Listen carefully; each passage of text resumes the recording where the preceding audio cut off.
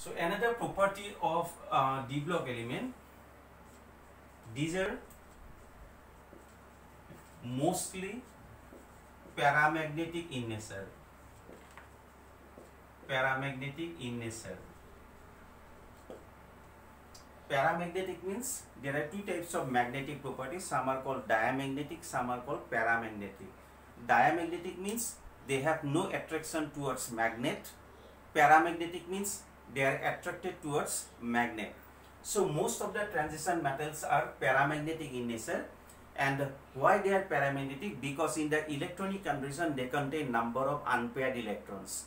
So those elements which contain unpaired electron in their electronic configuration, they always will be paramagnetic in nature. I mean they are attracted towards the magnet. For example, iron, you know, iron is one of the example of transition metal, and when you keep iron inside magnet, they always attract each other. So why the iron is attracted by the magnet? Because iron contain number of unpaired electrons, and due to presence of unpaired electrons they become paramagnetic. And those atoms which contain all paired electrons, they are said to be diamagnetic in nature. In case of iron, as you know, iron 26, argon 3d6, 4s2. 4s2 is paired, but 3d6 it will be like this. 6 means 1, 2, 3, 4, 5, 6 electron. So 1, 2, 3, 4, these are unpaired electron, and due to presence of this unpaired electron, iron is paramagnetic in nature. But in case of zinc, as you know, zinc contain argon 3d10, 4s2. So 3d10 means it is completely filled up. Completely filled up means all are paired. That is why zinc is diamagnetic in nature. 4s2 all are paired. This is 3d, this is 4s. So since they contain completely filled orbital, that's why zinc is diamagnetic in nature.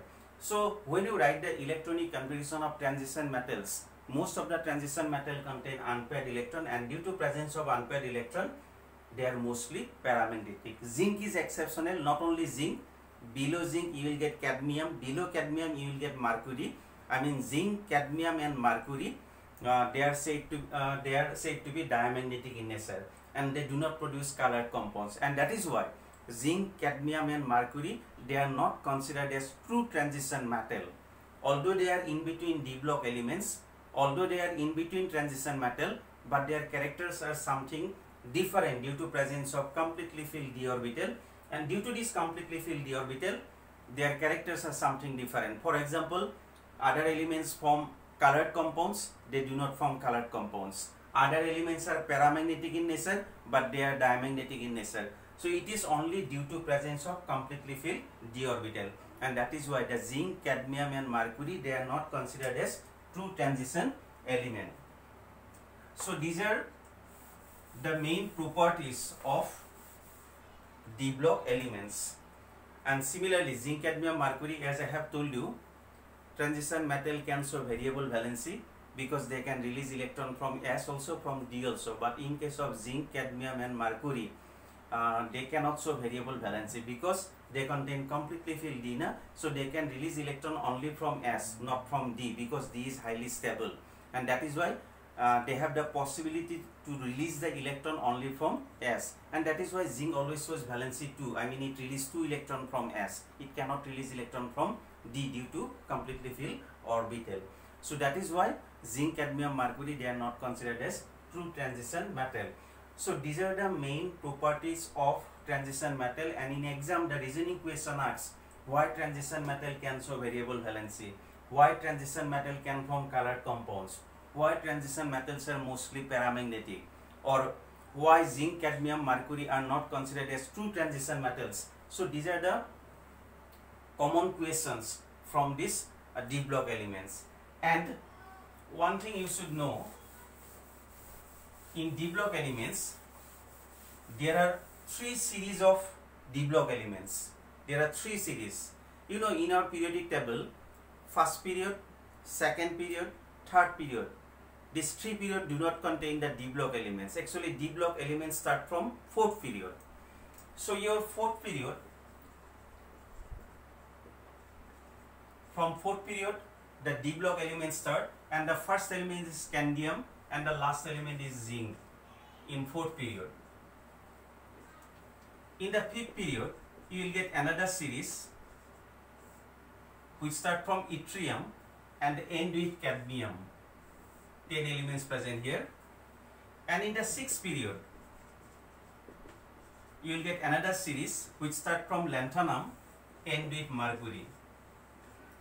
This series, scandium to zinc, which is present in fourth period, scandium atomic number 21, zinc atomic number 30. This scandium to zinc, this is called first transition series, and it is also called 3D series, because their last electron always enters in 3D subcell, and that is why they are called 3D series elements. Yttrium to cadmium, which is present in fifth period, their last electron enters in 4D subcell, and that is why they are called 4D series or second transition series. And sixth period contain lanthanum to mercury, 10 elements present.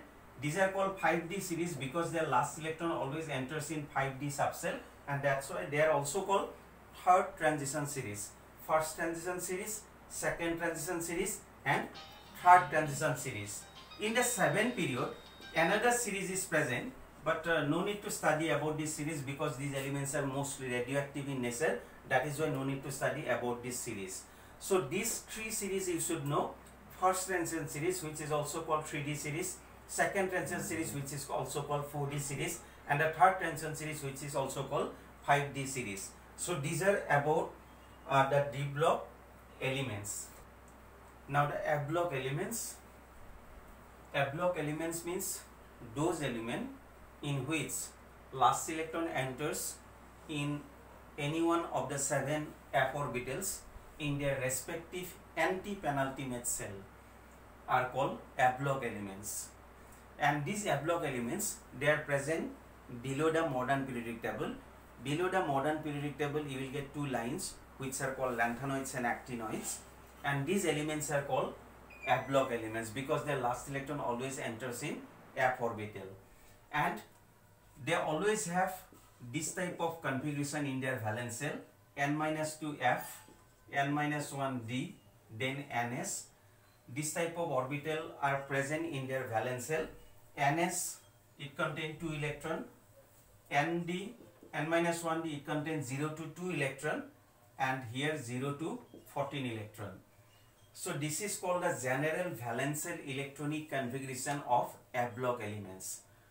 For example, if it is 6s, it will be 5d, it will be 4f. This type of configuration you will get in their valence shell. First time you have to enter electron in 6s, then you have to enter electron in 5d, then you have to enter electron in 4f, because 6s lower energy than 5d, 5d lower energy than 4f, according to Abbaugh principle. So since the last electron enters in F, and that is why they are called F block elements. So here the valence shell is 6 cell, because it is 6 cell, and this is 5th cell, and this is 4th cell.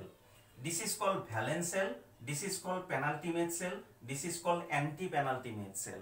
And that is why in the definition I have told the elements in which the last electron enters in F orbital of their respective anti-penultimate cell are called F block elements, and they have the general valence shell electronic configuration like this: n-2f 0 to 14, n-1d 0 to 2, ns2. Here, as you know, D contain up to 10, but here maximum 2 electron enter. After that the electron will move towards F. These are the exceptional character of lanthanoids and actinoids. So this is about F block, and if you want to know about the properties of F block, the properties are similar with the D block elements. The properties which we have written in D block elements, that property you can write for F block elements also. They are mostly paramagnetic. They also can form colored compounds. They can also show variable valency like that. And there are two lines of F block elements. First line is called the lanthanoid. Second line is called actinoid. First line is called lanthanoid because the series start after the element lanthanum. That's why the series is called lanthanoid series. And the second line is called actinoid series because the series start after the element actinum, Ag symbol. So the in F block elements you will get two series. One is called lanthanoid series and one is called actinoid series. So if someone asks you in the modern periodic table which period which group contain the F block elements. Actually, F block elements do not have any period, do not have any group. They are present below the modern periodic table. I mean, they are separated from modern periodic table because their properties are something different from the normal elements, and that is why they are separated. Thank you.